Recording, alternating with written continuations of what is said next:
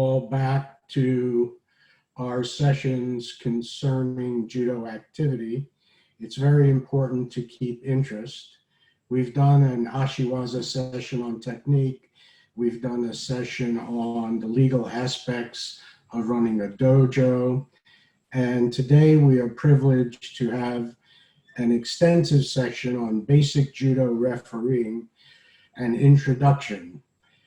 It is my great pleasure to introduce Mr. Rick CELOTTO, who has an extremely intensive resume of experience in the judo refereeing realm.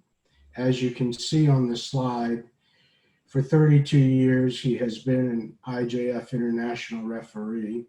He served as the president of the referee committee of the USJA for 29 years. He's been a member of the USJA referee committee for 41 years.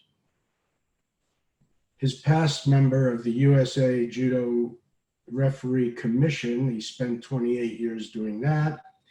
And he's a referee examiner for local, regional, and national referees for over 41 years.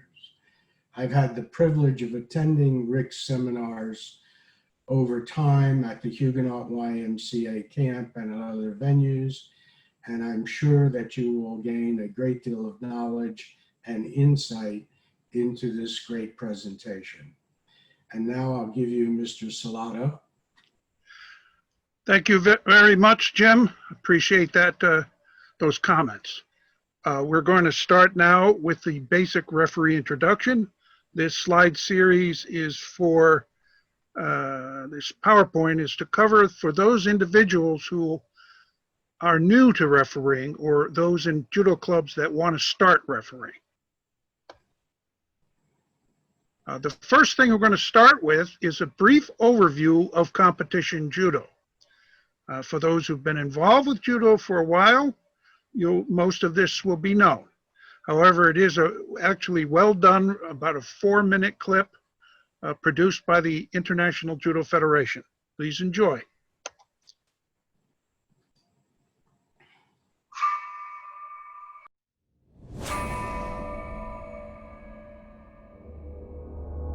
Judo is an Olympic martial art where competitors known as judokas face opponents in single combat in a tournament of elimination.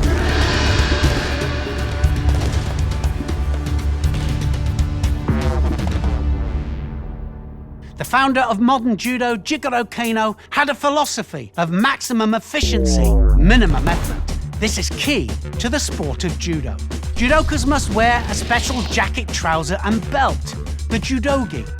In competition, players wear white or blue. The judogi is essential to the strategies and tactics of the sport. Gripping up is critical. The person who dominates the gripping of the jacket will normally be in the best position to dominate the fight. Many variations of grips are allowed as long as they're deemed positive with the intention to throw. Negative gripping is the intention to block without the intention to throw. So how do you play and how do you win? Each fight is up to 4 minutes long. Opponents begin the fight with a bow. This is fundamental to the principles of judo. The referee then signals the start of play and the contest begins. The highest score is an ippon. This is the ultimate score because it wins the contest outright and it finishes the fight. There are 4 ways to score ippon. The first one is to throw your opponent on their back with force. And this can be done using a variety of throws from many different directions. Sometimes as a direct attack and sometimes countering an opponent's attack. Ippon can also be awarded during groundwork if you hold your opponent on their back for 20 seconds by controlling the upper part of their body, then ippon is awarded and the contest is finished. 2 other ways to win by ippon are to gain a submission, either by arm locking or strangling your opponent. If your opponent taps out, ippon is awarded and the contest is finished. Wazari is the next highest score. If 2 wazaris are scored, then ippon is awarded. Wazari is scored for a throw that is not quite the force that warrants an ippon, so a throw that lands the opponent onto their side, shoulders, or rolls them onto their back. You can also score a wazari for a 10 to 19 second hold down. If all is equal at the end of the contest, a period of golden score will begin. In golden score, play continues until a wazari or ippon is scored. There is also a penalty system. Disqualification or honsakamaki can be given for major breaches of the rules. Any behaviour not deemed to be in the spirit of the sport. Penalties for smaller infringements of the rules are shidos. A shido might be given for stepping out of the allotted mat area, pushing your opponent purposely outside of the mat area, any touch of the opponent's legs whilst throwing or in defence, not attacking your opponent quickly enough or purposely using negative gripping tactics against your opponent without attacking yourself. Judo has a moral code that operates on the principles of politeness, courage, sincerity, honour, modesty, respect, self-control and friendship. Enjoy the judo.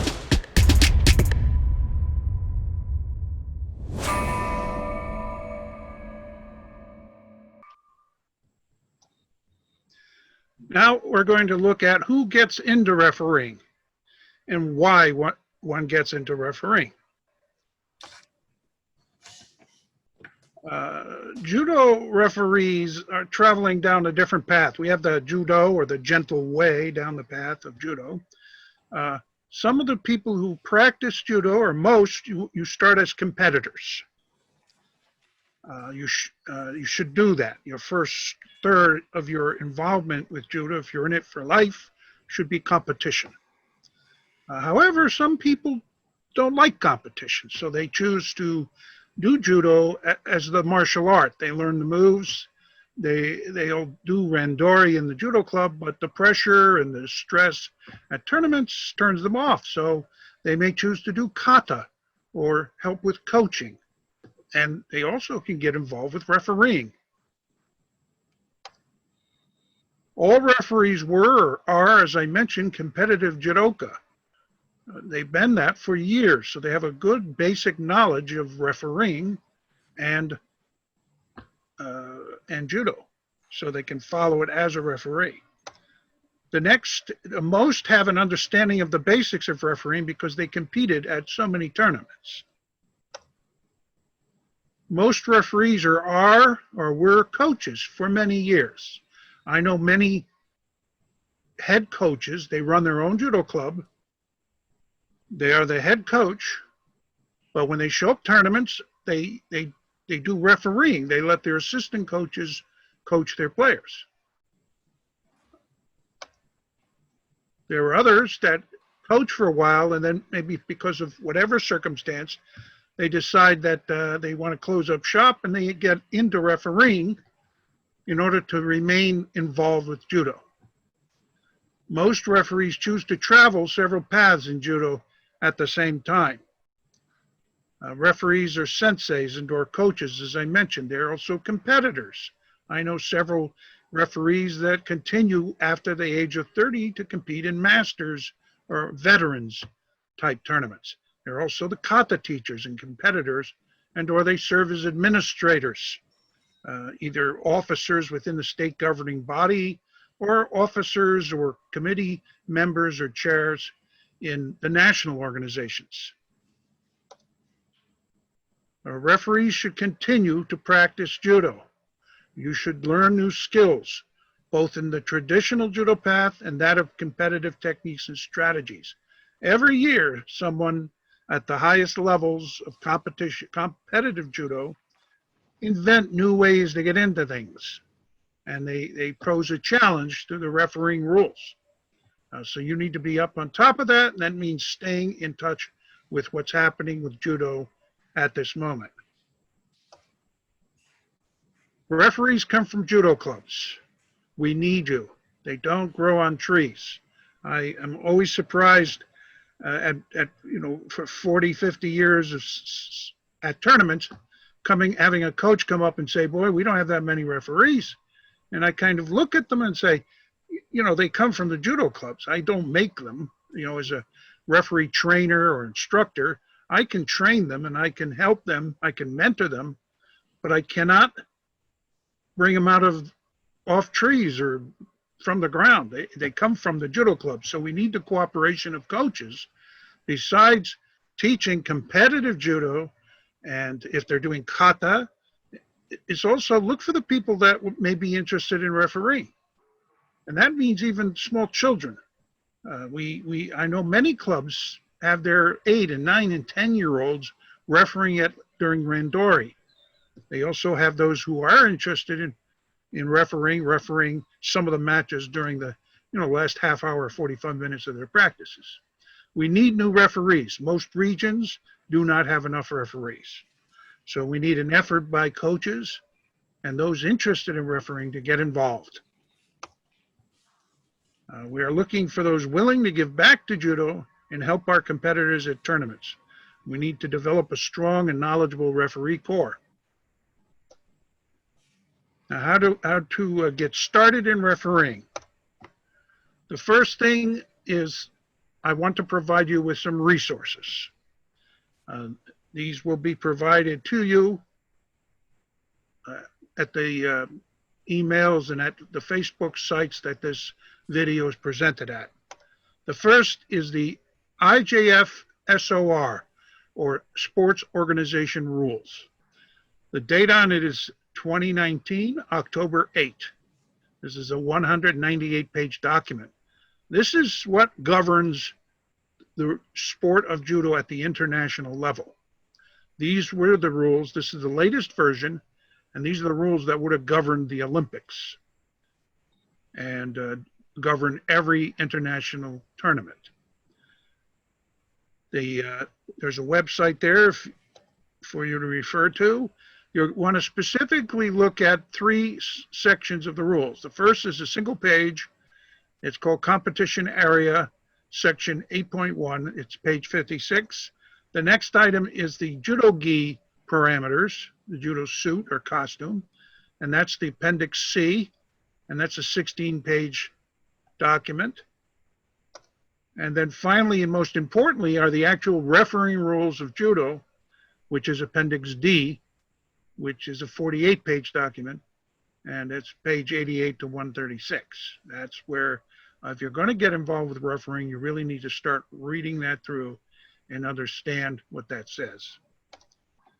The second item that's important for your beginning to referee, and also for local and regional and national referees that are already refereeing, this document, this manual can help. It's called Basic Referee Manual, or Judo Referee Manual. It's dated July 2018. I am the author. I think you'll find it very useful in understanding the very basics of refereeing. It is up to date. None of the intricate rule changes are in it. It's more involved in positioning and requirements and a whole host of refereeing type activities are covered in this manual. And the last item that may be of interest is the latest interpretation of the IJF refereeing rules. Every January for the last 6 or 7 years, the International Judo Federation has held a seminar, coaches, referees seminar at different parts of the world. And it's generally a 2-day event. And the first day this year in 2020 in January, it was held in Doha, Qatar. It's about the first YouTube video is about 6 hours, 30 minutes. About 2 of that hours, 2 hours plus time is dead time. They keep the camera rolling for the entire period. So when they go off to lunch, it's still on. So it's not 6 hours you have to sit and watch it. But let me tell you, the 4 hours plus time would be very valuable to watch, to see them discuss the videos and what the opinion of the IJF Referee Commission is. Now, not only the Referee Commission, at the IJF level now, the decision making is not just for the Refereeing Commission, but also for the Sports Commission and the Education Committee or Commission. And so they all get together actually 2 days before they have the general meeting, and they spend 2 days discussing these videos, and they all come to an agreement as to what will be the consensus as to what should be called. And then the second day is about 3 hours and 12 minutes, And the second day, it's actually about an hour of that is, of the meeting actually is going to be about judo gi control and drug testing and all that. So that may not be of interest to you. But if you want to cover the refereeing part, then you just zip to it, and you'll be able to watch that video. Now, the cardinal principles of refereeing, basically from beginning, from the new referee all the way up to the international referee, is first is the safety of the competitors is first. That is our number one priority, is make sure the competitors are treated safely. The second is to provide a fair and even application of the rules. There can be no bias. There can be no favoritism. You've got to be even-handed and fair to both players. That's one of the edicts for all referees in any sport. Now, how to get started as a referee. You're new to this.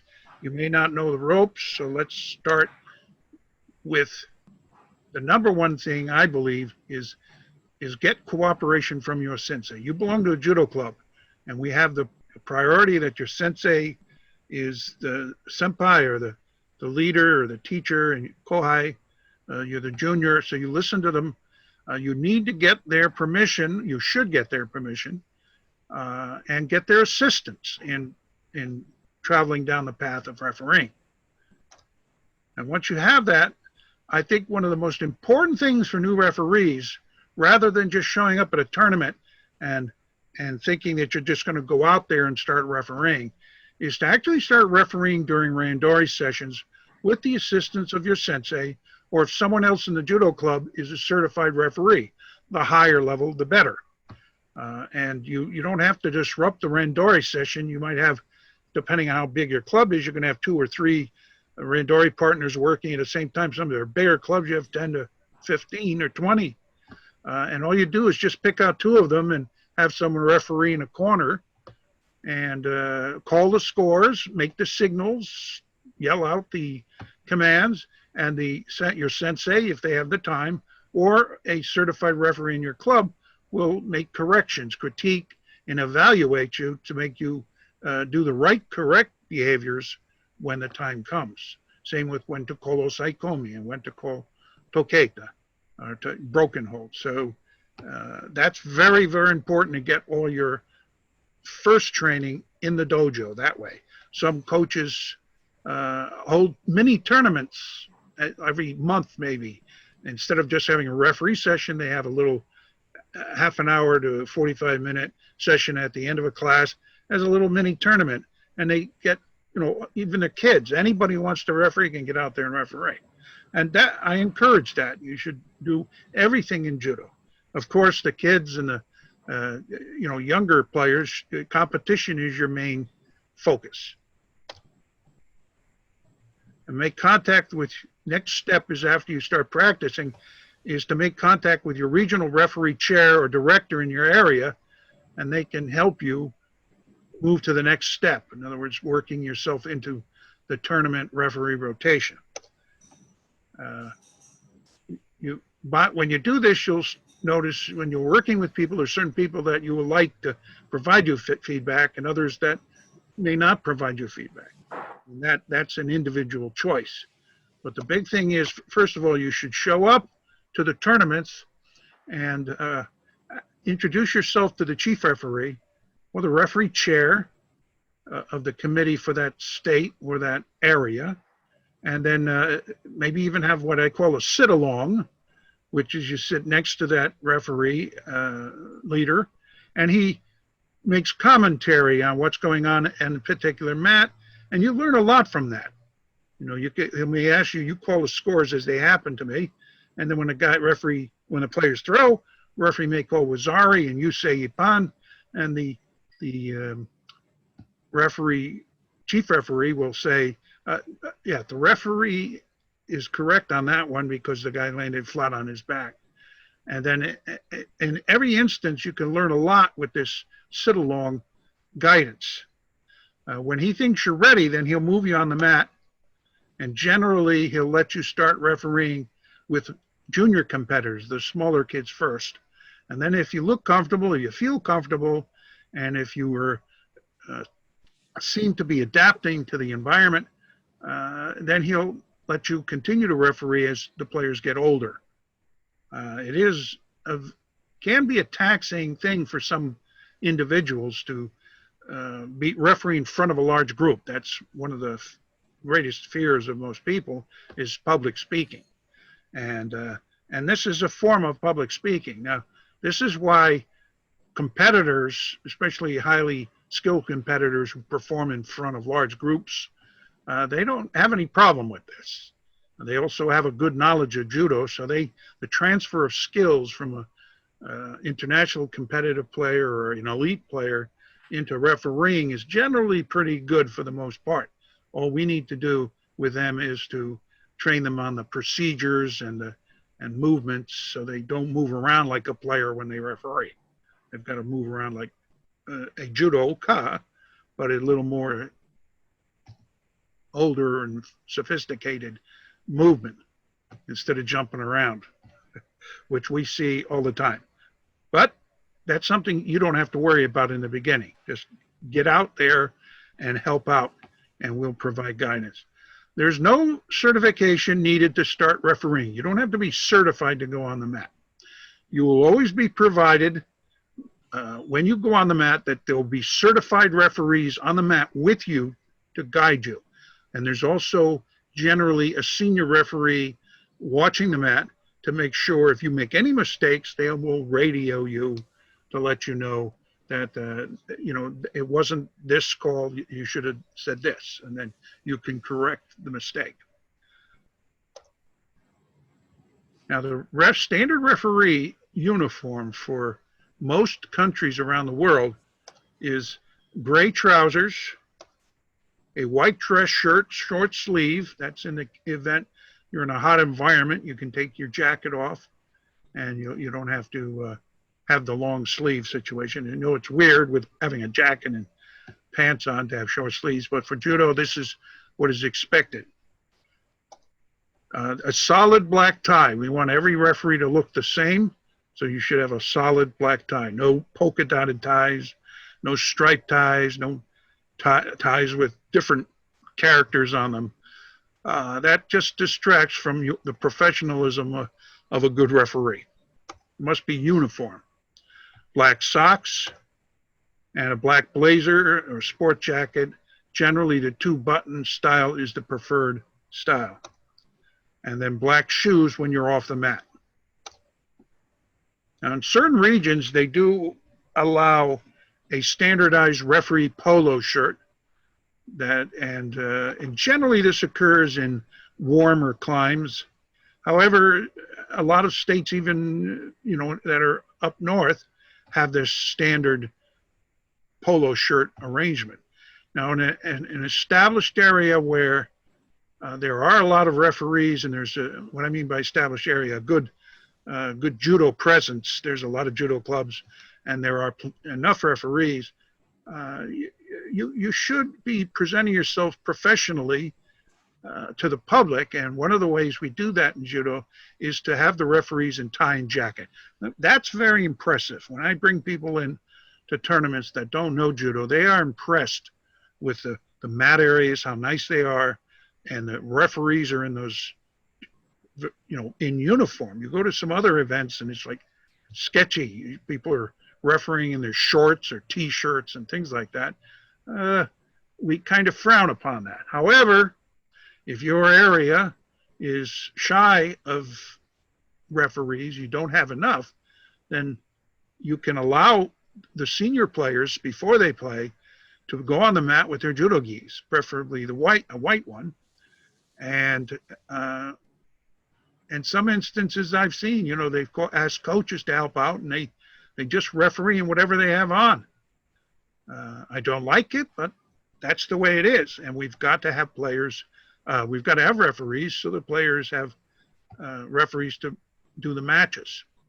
So it's very important that you get in a mindset that you, as a referee, should have a uniform and look uniform, so you're all the same.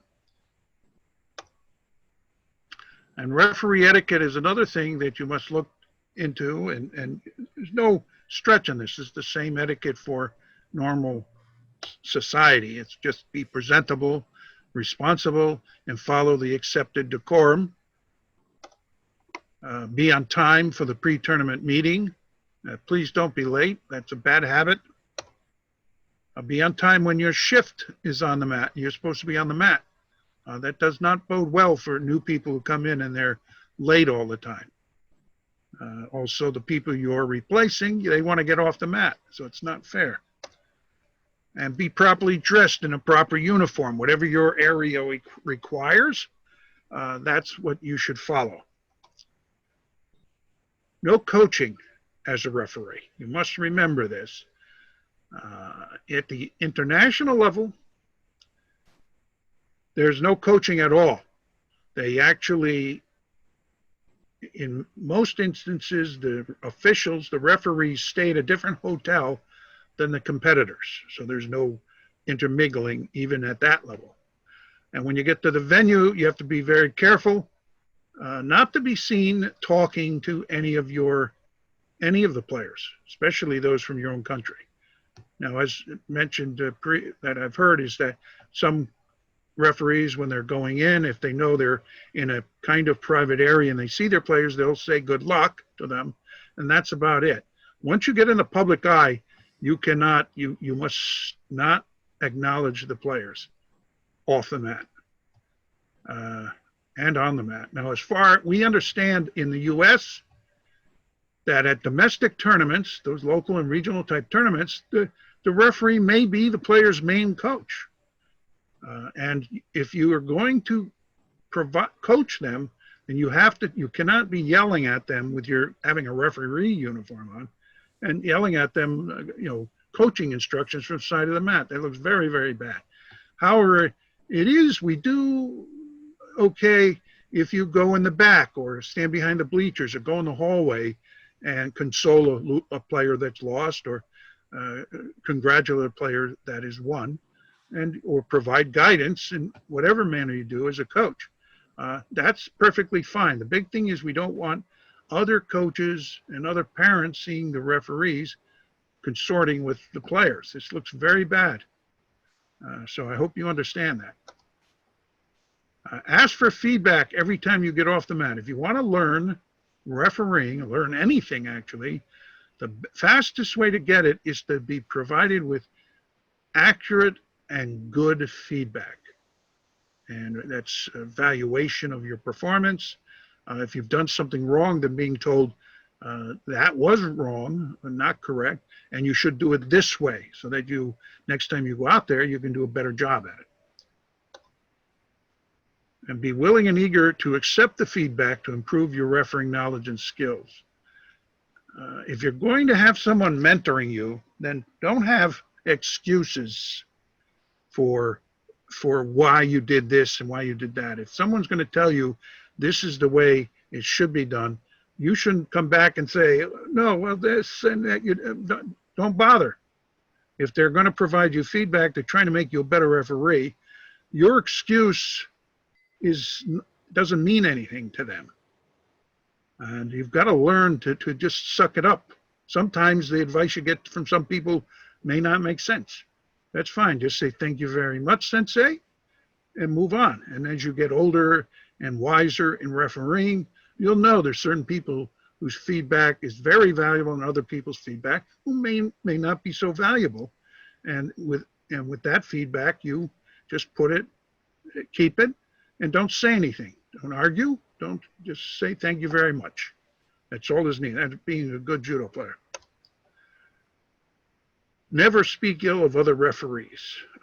This is a problem we see not with a lot of referees, but the few referees that do seem to have a habit of saying bad, this guy did this, he did this. And generally, those people are not even as good as the person they're critiquing. So the only people who should be talking about a referee's performance are those referee evaluators or assessors. So please make that a habit right from the beginning. And it's just a polite thing to do, like that old adage, your mother told you if you don't have anything good to say, don't say anything at all. And that goes for the refereeing. Now, referee certification, when you get enough experience on the mat, the referee chair or the chief referee will tell you you're ready to go for the rank of local referee or whatever. Initially, as I mentioned, do not think about it. The first thing you need to do is to practice refereeing at the dojo and then make the contact with the chief referee at tournaments, and then listen to what they have to say, and then slowly be worked into the rotation on the mat, receive critique, and you learn a lot there from your fellow referees providing you feedback, and what the chief referee or the refereeing director for that area gives you feedback. That's how you learn. It's a tremendous amount of information you can pick up at these tournaments.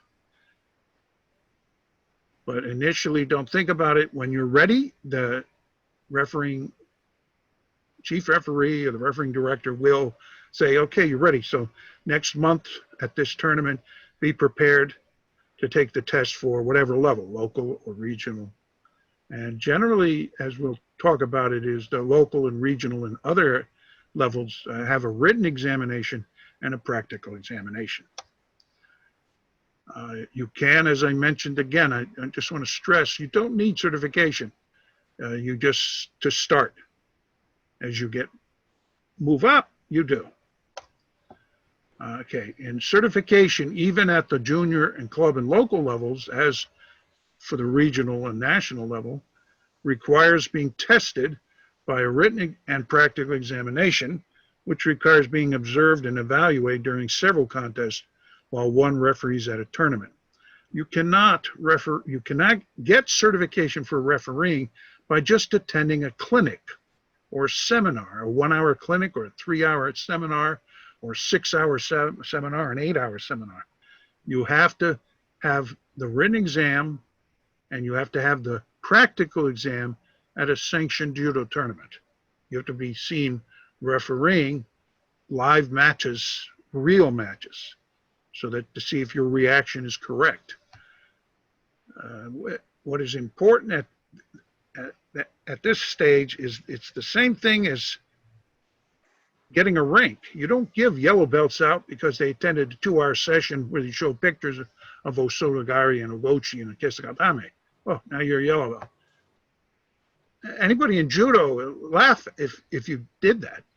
And it's the same with refereeing. You can't just give it out by attending a clinic where they talk about it. We want to see you on the mat, see how you react to the environment, see if you call it correct, see if you stay cool under pressure. We're looking for those things, the movement you have and so forth. And those things will be covered in the basic referee manual, and also as you train, as you go to tournaments and receive feedback. They'll talk about your distance and your positioning and your gestures and everything like that. There's a lot to this refereeing thing. Each state, if it's a USA Judo, has a SGB or state governing body. They have their own certification levels for levels below national. The USJA has 4 levels at a national, national, as local, regional 1, regional 2, and regional 3. Some states have 1 level of regional, just that's all they have below national. Other states can have up to 6 levels. And let's look at a few of those. The pre-national certification levels are similar to like Mudansha ranks or Q grades. So we do have a grading system that as you get better, you get higher up on the scale. And some states are so established enough where they actually have a junior referee grade, probably maybe 10 to 12-year-olds, and a club, which could go from 12 to however old. It doesn't matter, 12 to 70. Then most states in the United States have 2 levels of refereeing certification below national, and that's local certification and regional certification. And many states have 4 levels, like the USJA program, which has a local and regional 1, regional 2, and regional 3. Most national judo organizations around the world that are well established have 3 levels of regional. Like in Canada, they don't call it regional, they call it provisional. Provisional A, B, and C. So after their local level, they will test for provisional C, their lowest. And then if you wait a year or 2, then you can test for provisional B. In the US, if you test for regional 3, you have to wait 1 year, then you can test for regional 2, wait 1 year, regional 1, and then you wait 1 year and then go to national. In the local and regional system, it can be a lot faster. The problem is that there's one regional, so once you get it in 1 year, if you're good, you can go for national a year later. National certification above are similar to the Yodansha ranks or the Dan grades. In the US, we have national 1, 2, and 3. You generally don't hear about that. A national referee is just known to the public as a national referee. We don't have, like many countries, they have levels of national referee. Again, Canada, for example, they have national A, B, and C, just like the international ratings of A and B. And C is the lowest. We have national 1, which is the first level. And that's when you become a national, you're generally N1 or national 1. And then what happens in our system is it's a floating scale. So the next event you go to, if you go to what we call an evaluation site or re-evaluation site, there are about 10 of them in the country every year. All national referees must go to at least 1. Those who want to move up quickly need to go to 3, 4, 5 of them or more. And you get rated. And every event you get rated by the 3 A referees at that event. All those ratings get collected like in December, and they're tallied, and whatever the average is, the next year you get a notice that if you happen to go to one event and you get an N1, which is remain about the same level, then you get N1 for next year. So you're an N1 for the next year. If you end up going, you could be a graduate or be certified as national in April and then go to some tournament in May. That is a national reevaluation event. And if you get rated a 2, you get a 2 on that. And if you go to another event, like say in October, and get a 2, that's 2 2s. So you're a 2 the next year. And that's how that works. So it's almost like what is it? What our lawyers said, it's a qualitative control system. We're always looking to make sure the referees are right on the mark. Then the 2 levels above national are issued by the International Judo Federation are IJF B, International Judo Federation B, which is also known as Continental, and IJF A, which is International. Now, with the IJF A, just so you know, there could be up to 1,000 to 1,500 A referees around the world. However, like we have national 1, 2, 3, the A's are graded into 3 or 4 levels. The top level are those, let's say, A referees that are A level. They're the ones that get to go and do the World Championships or Olympics. There's only, out of those 1,500, or 1,000 to 1,500 referees, that may be only like 36 to 40 guys that have the chance, but only 15 to 20 get to go. So it's very, very competitive. So be aware of that. You have to be very, very good to be able to referee at the highest level tournaments. Now, an important thing for referees, if you're going to get involved, and same with coaches, is you need to be a member of one of the national organizations. And the referee must be a current member of one of the national judo organizations, the USJA, the USJF, or the USA Judo. And if you're involved with the other 2 Group A members of USA Judo, the ATJA and AJJA, they're jiu-jitsu organizations that have judo subdivisions. You need to check on that or not. If you're not involved with them, don't worry about it. The second thing is national referees and above must be current members of USA Judo.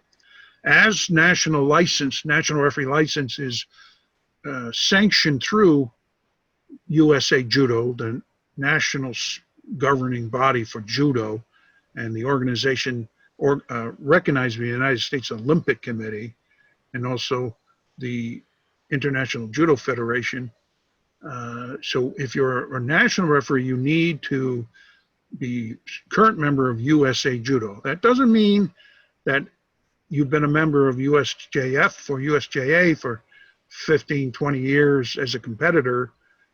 You don't just give that up. Always support your home organization. But if you're going to be national referee or higher, you do need that current membership in USA Judo. And this being a member is for liability and legal reasons. If someone decides to sue because of an injury on a mat or a situation, you would be covered if you were certified and you had your membership intact. Then the USA Judo would assist you, or USJA has the same type of, and the USJF has the same type of insurance.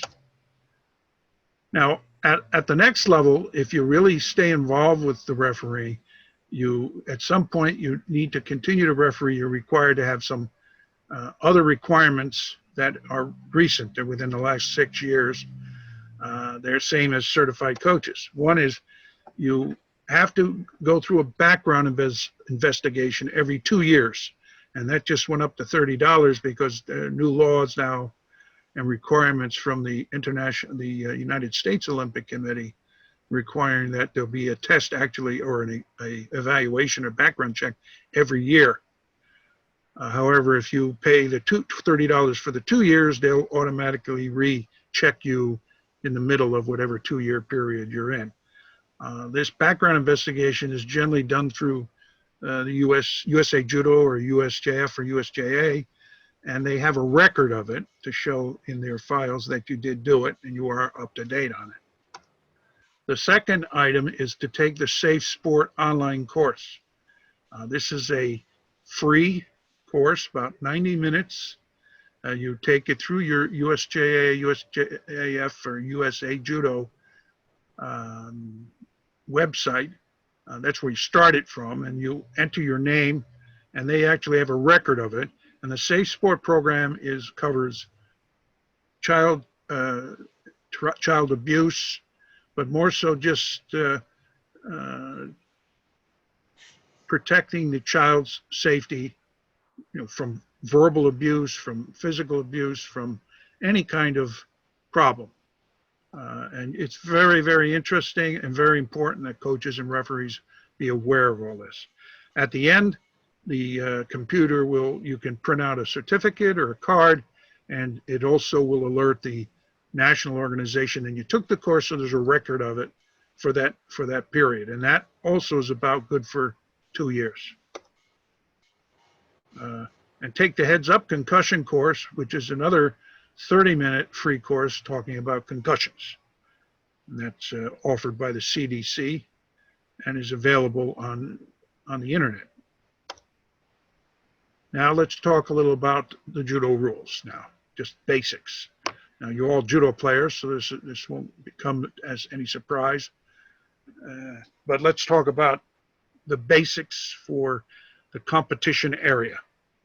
First of all, the yellow area. Now again, mats can be any colors that are approved. If you go to a national, sometimes you'll see a red center and green on the outside, or blue on the outside and green on the inside, all different colors. Generally, those covers, if they're at international events, they have to be approved by the IJF. Generally, these are one of the 2 nicest colors on television, so that's what I showed here. The contest area, that's the player where the competition, the match, the contest is actually played. It's the yellow area. The rules state it has to be 8 meters by 8 meters. That's about 26 feet by 26 feet, up to 10 by 10 meters, which is about 33 feet by 33 feet. Generally, at the World and Olympics, they require it be 10 by 10 meters. That's a big area. At the local area, at local and domestic tournaments, you will see at some tournaments you go to, they might have 7 meters, maybe even 6 meters. That's not as important as the next item, which is the safety area. The blue area is the safety area. That's protection for the players if they throw outside the contest area. And the rule is that this area has to be 3 meters or about 10 feet. Now, if you have an adjoining contest area, competition area next to this mat area, then they prefer to have 4 meters. IGF requires it.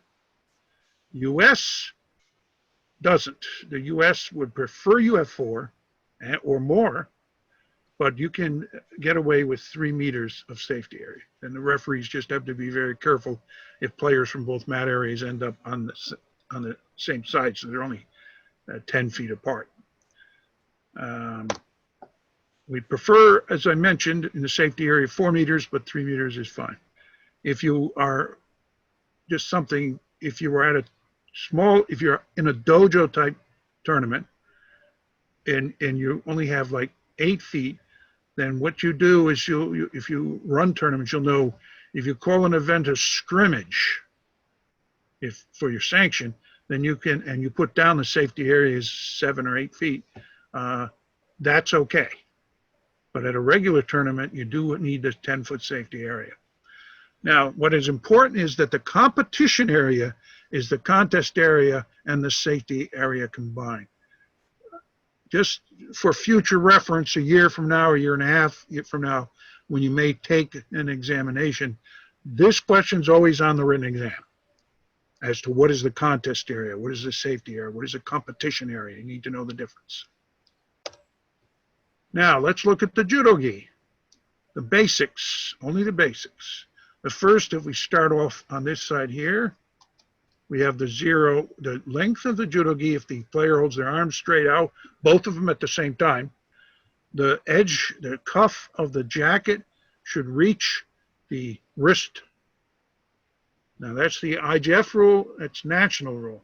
However, at local and domestic tournaments, which is within the United States, a state-sanctioned event, or USJA sanctioned event, or USJF sanctioned event, they may allow the old rule where is it at the wrist or 5 centimeters above the wrist or from the wrist. And that's about 2 inches.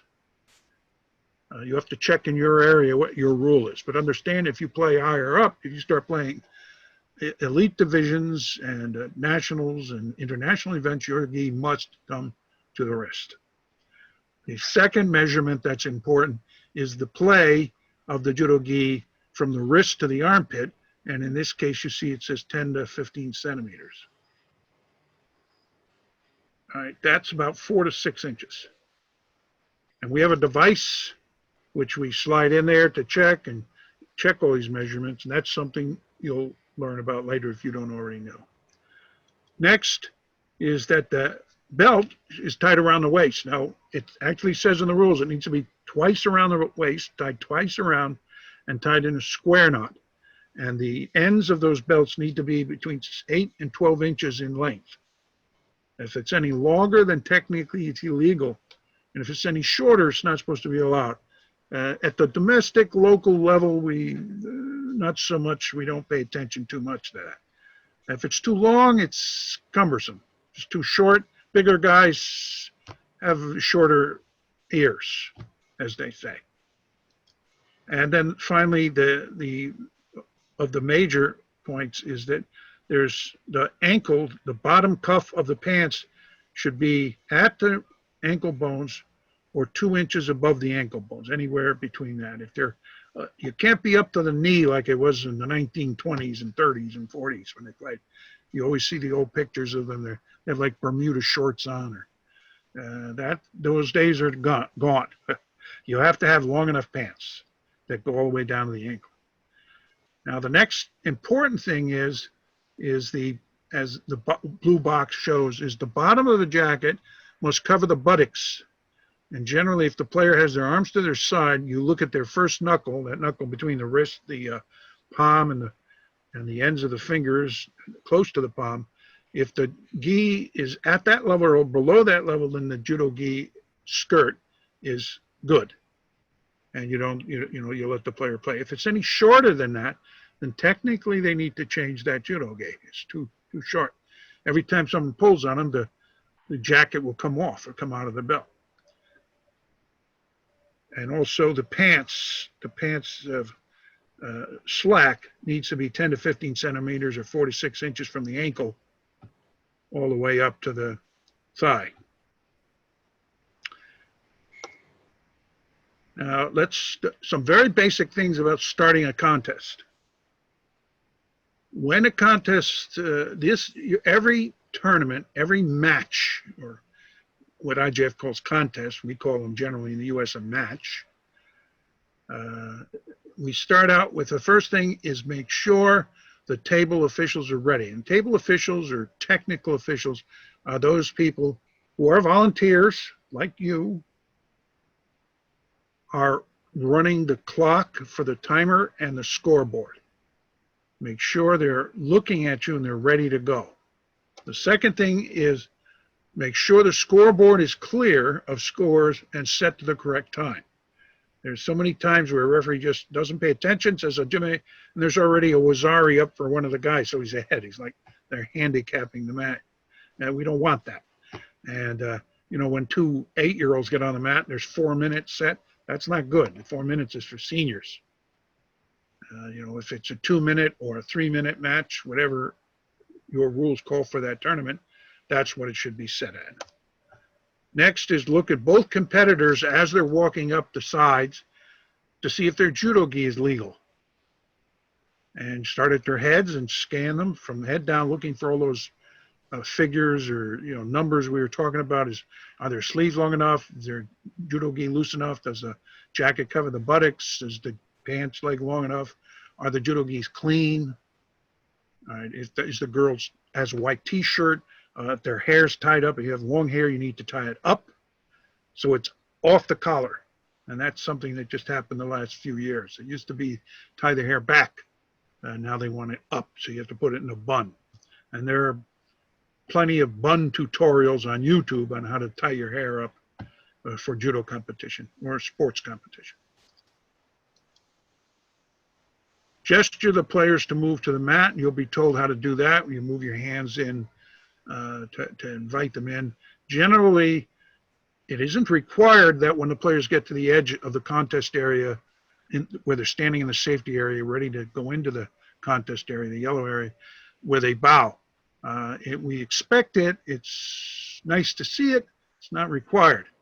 However, when they get to their marks, which I think most of us know there are no more marks, so when they get to their starting positions, then that bow is required. When those players stop and they bow to each other, it must be in unison and at the proper depth and with some respect. This is showing some respect to each other before the combat.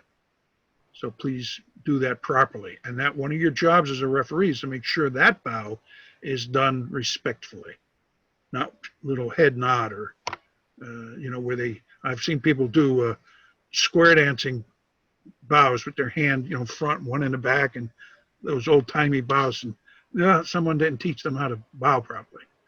All right. And once they've bowed, they're supposed to take a step forward. And once they take that step forward, generally just like kata is left foot, right foot, they start with their feet together when they bow. Their heels are together. And then they step forward, left foot, right foot, and they should be in basic natural posture where their feet are shoulder width apart. And then they're ready to go. And that's when you announce Hajime, and the show begins, the contest begins. Every match is going to be the same. So you're going to do this if you referee hundreds and thousands of times. So let's get it right from the beginning. Now, let's look at the basics of scores. There are 2 scores today. And the first is, as most of you know, the opponent. There are 4 elements or functions or parts to the opponent, and for the Wazari also. First is a throw with control. And that's so important that one player causes the other player to fall to the ground, generally using a recognized judo technique. Sometimes you don't recognize it, but if you see that player turning them or tripping them or whatever, it looks like judo, then you score it.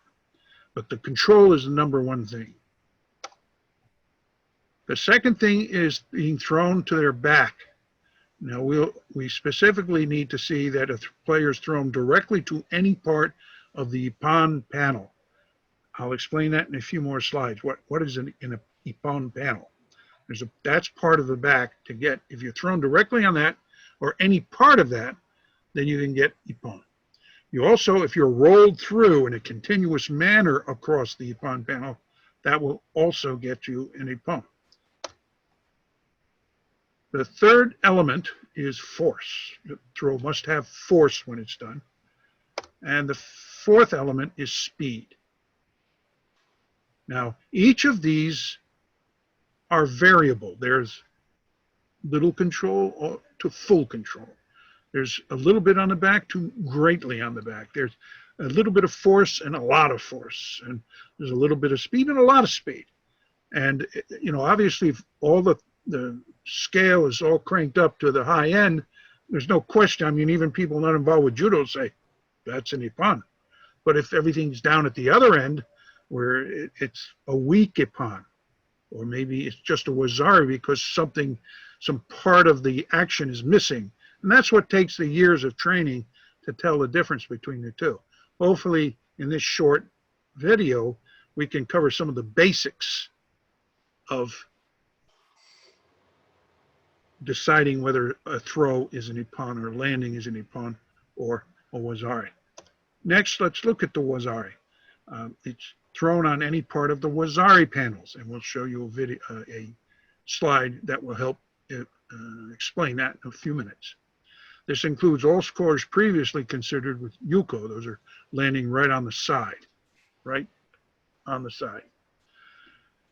And any throw that is missing, partially missing, either force, speed, control, or back, that's a wazari. And then finally, the third, it's not a score, is that there is no scores. Any landings to the front of the body, to the front side, to the buttocks, or side hip below the belt. None of those can score in judo. And ippon, just to reiterate, any part of the ippon zone impacts the mat. Landing directly upon or rolling continuously from the wazari panel through to the ippon panel can get you a ippon. Now, this is very important. Ingrain this in your mind, at least when you begin, when you have many tournaments and years of experience, your perception of this might change a little. Right now, it is the way that the IJF is calling the scores.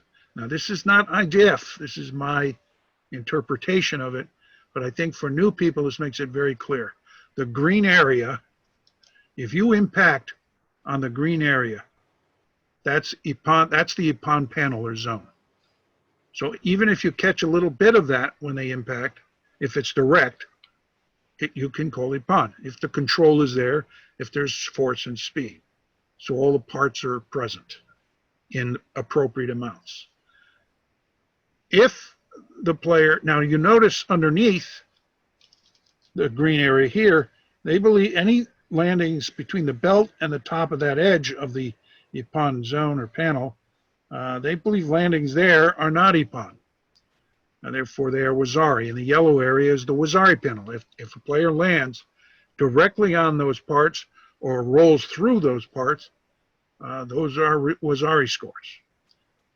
If a player lands on the top of the shoulder, either shoulder, or lands any part that impacts below the belt, those are no scores. Now, it can be possible for a player to land on their buttocks and then be rolled to the yellow part of their back or the wazari panel, and then in that case, you can score wazari. And here's just a side view of the action, a player doing a harai makikomi. And if the player, the uke in this case, the white player being thrown, it lands in the yellow, that's a wazari. If the player manages to turn them over in a continuous action and some of the green hits, then that is ippon. Now let me stress that this new interpretation of the impact zones came into around 2014. Prior to that, you could land in the yellow area, and if it was harder, then you could give an ippon for that. However, they've gotten much stricter these last few years.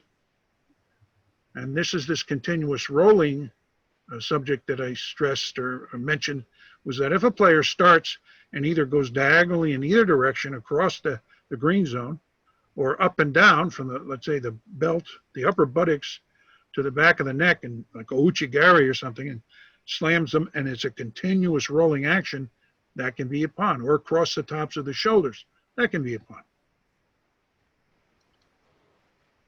And the ippon gesture, if you ever, when we call ippon, which is what every match we would hope would end that way, so there's no decisions, no problems. However, that's not reality. It's very hard to get these ippons. The first block is the arm is held high above the head. The elbow should be straight, and the thumb is brought to the side of the palm and the index finger, and the palm is facing forward. The feet should be together when this gesture is done in the front end, and the head should be straight. Don't tilt it to the side. And the other arm, the resting arm, should remain relaxed and held down by the side.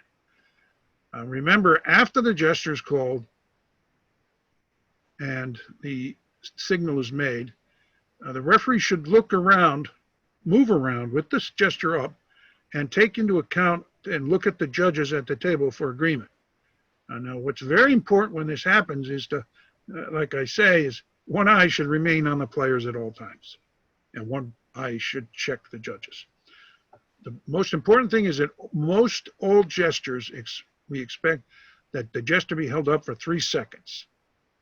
And that's a long time for a lot of referees. I mean, most of the time you see new referees, they stick their hand up for a half a second or a second, and they think that's long enough. That's not long enough.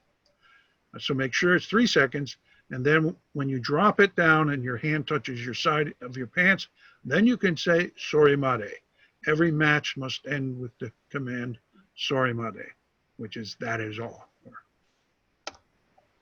Now we're going to see 5 very good ippons, different types.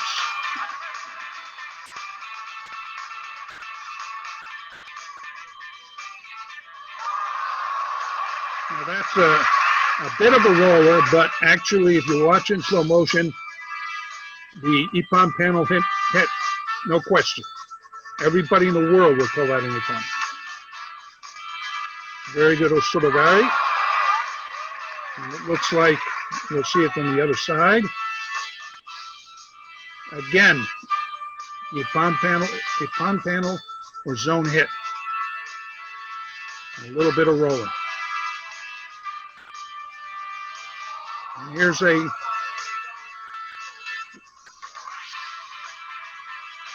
on the ippon panel. If you don't believe that, it rolled across, just like the picture showed with the arrow across the top of the shoulder.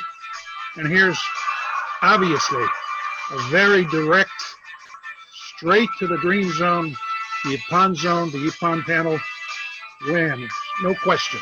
Very clear that white was in control.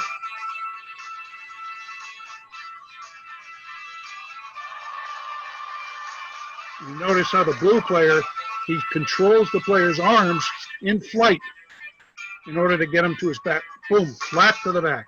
No question, ippon. And here's another throw, which is ippon. Now notice the blue player, when they land, they are not flat on their back. They are angled up. They're a few degrees up, but enough of the ippon panel hit where the IGF believes and that everybody should score this with ippon. If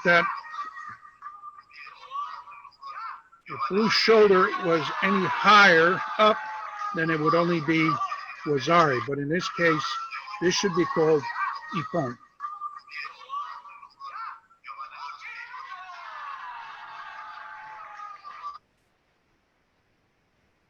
And this is a continuous rolling action. He hits the top of the buttocks, the belt, and rolls straight to the back. And it is one continuous action with no break. All even, continuous. There's a continuity of action. Tori's making the effort through the entire action, and therefore this is ippon. It's not as pretty as the other ones, but it's still ippon because it meets all the criteria. There's control. Blue is in control. Lands on the back. Force and speed are there. Now let's look at wazari. Any part of wazari panel impacts the mat, and generally at the IGF level, they say that for throws that don't meet the requirements of the ippon, if they're partially lacking in those four elements, then a score could be wazari.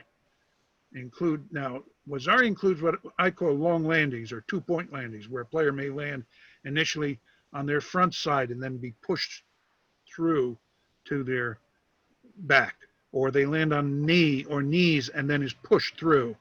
In those cases, those cannot be ippon, and so they are wazari. It's if the tori continues to make the effort to roll the player over. You see that effort through the entire action. There might be some hesitation also by tori's resistance, uke's resistance, but still, if the tori continues to play through the action, then you have to look at that and score it. You don't, today, the score is determined. You have to wait, when you determine it, you have to wait till the end of the action ceases. So, and just to repeat, to look at the throw impact landing zones, we're looking for impacts in the yellow area, the wazari zone. And again, if there's any rolling action, notice how the arrow is off to the side in the yellow zone, and imaginary, of course, and either side, the right or left side, or across the lower back. And the wazari gesture, just to review. The gesture, the hand should start on the opposite shoulder, the hand, and use with the elbow bent, and bring the hand across and laterally to shoulder height, even with your shoulder, and across the front of your body, and stop in a position directly to the side as indicated in this picture. The arm is held at shoulder height. Please remember that. Do not go below and do not go above. The elbow should be straight and the thumb is brought in against the palm and index finger. The palm is face down.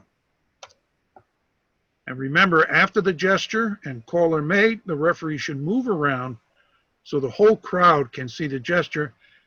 And when the referee is moving around, they keep the one eye on the players and they look at the table judges to see, or table referees to see if they're in agreement. They'll nod their head. Even though they have radios, they can call you because you have a radio earpiece in your ear. Sometimes all a look, that's all you need. In the beginning, they'll give you a little yes nod, and you feel better that you called it right, and they're not going to give you a call and tell you, change it. And again, hold the gesture up, please, for 3 seconds.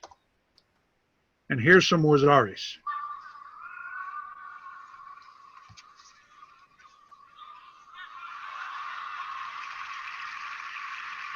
Now, we're going to watch this a few times so I can go through. I hope everybody sees that the player landed on the yellow area only, no green area hit, the ippon zone. And this is, IGF says this is wazari. Now, let me tell you something that 10 years ago, and 20 years ago, and 30 years ago, and 40 years ago, and even longer, this could be ippon. But as I said, in 2014, the IGF wanted to get harder on the ippon, make it more special. And so this type of landing now, for the last several years, has always been wazari. It's supposed to be wazari. So that's important. This is wazari. Watch it again. Only the yellow, if the player had it painted back like the pictures we had, Only the yellow hit the mat, so therefore it's just a wazari.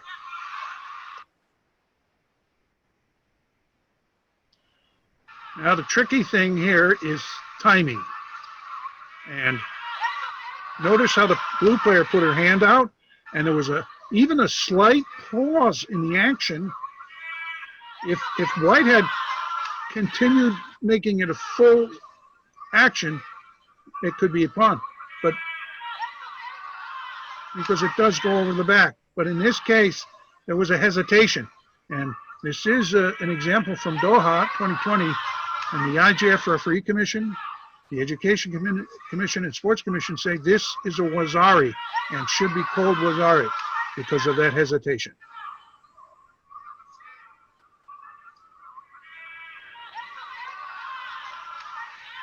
There's a continuity break, a slight, but enough to bring it from Ippon to this wazari landing.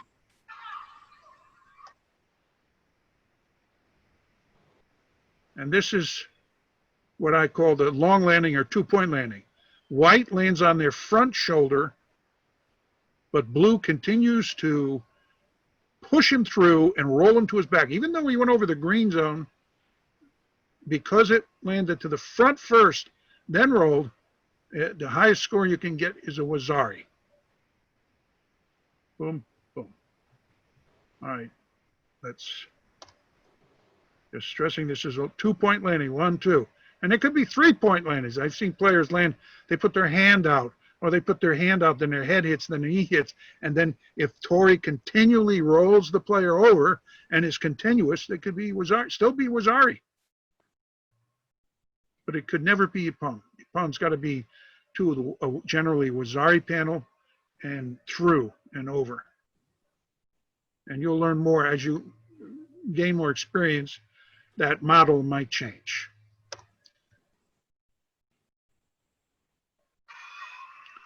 And this is another example. You notice there's a slight hitch in the throw. It wasn't continuous. It's so slight. I mean, they're very picky about this. But in this case, wazari is the preferred score. And this is what takes time as a referee. You think it's simple. If it's a big slamming Ippon, everybody gets it right. But it's these gray type throws that some people will call Ippon, and you have differences of opinion even at the highest levels.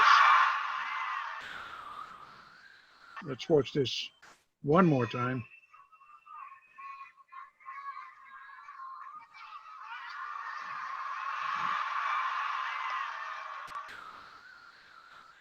Long landing, 2 points.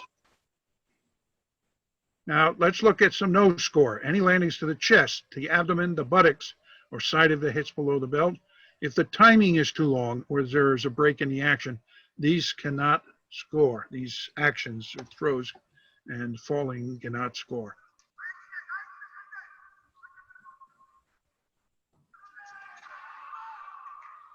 Now notice clearly what hits the mat. White turns to his front, his buttocks definitely lands, boom. But everything else is turned over to the front. So therefore there's no score on this. You do not score this. There's no score. And again, this is from Doha this year, and all the IJF commissions said do not score this. Next.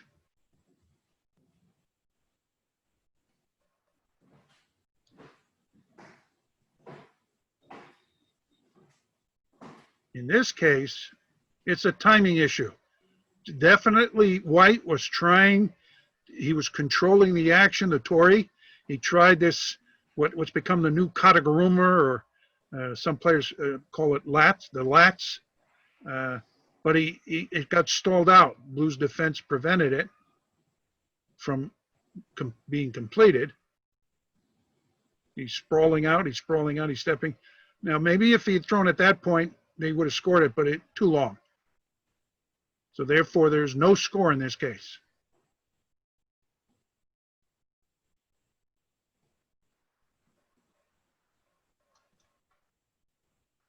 There's a continuity is too long. All right, the next basic gesture, which you'll be using a lot, is mate. It's an important and crucial command, the most misused command and the most dangerous command. And what I mean by that is, you know, if you call Wazari and it's upon, the two judges can call you up on the radio and say, change Wazari to upon for blow. And you do your gestures and it's done. But if you call mate in the middle of a choking situation or in the middle of an arm lock, it's very difficult to come back from that. So be very careful when you use that signal. And when you do the gesture, you brought it to shoulder height, not above, not below. Elbows straight, like in the picture. Palm flat towards the timekeeper's table, fingers together, straight. The thumb is tucked to the side, and you point it at the timekeeper's table. You hold the gesture up for 3 seconds. And make sure your eyes remain on the player. Sometimes referees will go mate, and they'll just turn around. And what happens if the player doesn't hear you, he could put in, if they go to the ground or something, he could throw an arm lock in or do something that could be dangerous, and you're not looking at them. New referees, very important, always watch the players. Even after you send mate, keep your eyes on the players, please. All right, osekomi, just the basic elements of osekomi is uke is held on their back, one or both shoulders. Exceptions will be discussed. There are some. Tori, the holder is on top with a keisa position or shio position or ura position. And there are exceptions to this also, which will be covered in clinics in the future. And then control. The Tori must control the uke in this case, and not be controlled by uke's legs. And starts inside the contest area. When you do a hold, you must start inside the contest area. And then once it's started inside, then the players can go completely out as long as the player has the hold. And there are, though, a couple of cases where it will be covered where osekomi could start outside. For instance, if a guy throws a player and he falls right into, and he only gets a wazari and he's right in kesagatami right away, then you can go osekomi. Or if a player escapes from a hold and immediately goes into another hold, then you can go osekomi in that case with both players completely outside. And tokeda is a broken hold, and we most of you know that. If the leg is entangled and you see loss of control, then tokeda or broken hold can be called. If obviously the player escapes from the hold by turning over and not having any part of their back on the ground, that's tokeda. And thirdly, and many people seem to not know this, but when you're in yoko shiogatami, if the uke pushes the tori's head down to his legs and the player brings the far leg around the neck and does sankaku on them, they've got the shoulder and chest trap. That's toketa too. It's broken hold. And osekomi duration as of 2017 is 1 to 9 seconds is no score. 10 to 19 seconds is wazari, and 20 seconds is ippon. And the osekomi gesture is the fingers point towards the player's chest or heart, I say, to tori's heart. And you say osekomi, and again, that's 3 seconds. And if the hold is broken, then your fingers are pointing towards the player's tori's heart, and you turn your hand sideways with the little finger side down, thumb tucked in, and palm flat, and you wave it about 1.5 feet, wave 2 or 3 times, and say toketa, and the timer, the osekomi timer clock will stop. And then we have also penalties and prohibited acts. There are 2 levels of penalties. Shido is minor infringements. There are about 30 of them. They include negative judo, illegal grips, not attacking, extreme defense, stepping out, and leg blocking and grabbing. And the more serious penalty is hanchokomake, major infringements. There are 13 of those. Generally, those are dangerous acts that might harm someone or be against the spirit of judo. Refereeing distance. As a referee in general, when you're on tachi sisei, that means standing up. When the players are standing, you should be about 10 feet away or 3 meters as a referee, as a general rule. And if they're nishisei, which is in groundwork, they should be about 5 to 6 feet or 2 meters. And awarding the win, this is something you'll do every match, is make sure your elbow is straight, your hands about at the height of your own ear, palm flat, with about 45 degree turned up, and Announce sorimare when the audible sound devices sounds. Have the competitors adjust their judo gi on their marks so they're neat. And then step forward, left foot, right foot, like kata. And then indicate the winner and hold that up for 3 seconds. And when you do that, indicate the winner thing, the player should step back and bow, and they may start walking towards each other to shake hands. That's perfectly okay at the end of the contest to shake hands. In the beginning, they don't like it, the higher-ups. The bow is sufficient in the beginning. And then step back after your 3 seconds and right foot, left foot, just like kata.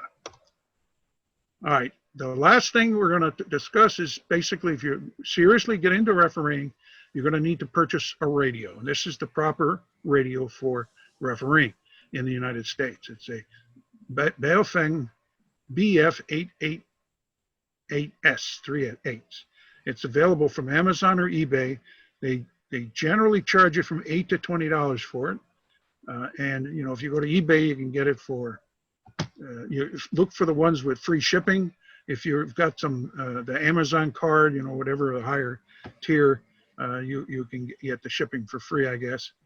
But what it comes with is the radio, the battery, a charger, which US, the back clip, antenna, an earpiece, a instruction manual, and this hand. You don't ever use that. There are 3 earpieces. This is the basic one, and when you get involved, you can buy the other 2 if you want. There's an earpiece, one that like the Secret Service uses, FBI agents, you always see them in the movies.